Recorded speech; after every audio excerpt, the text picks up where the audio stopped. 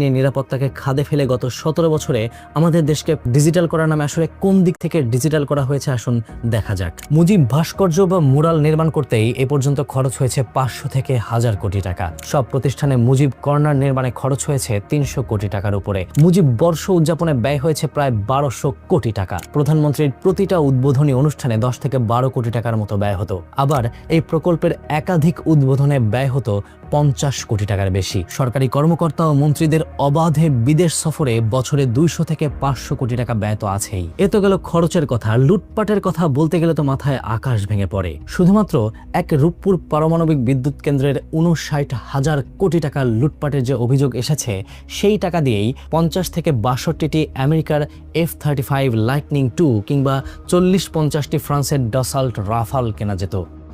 আর 17 বছরের দুর্নীতির হাজার হাজার কোটি টাকার হিসাব না হয় নাই ধরলাম। এর মাঝেই ফেসবুকের সবার মুখে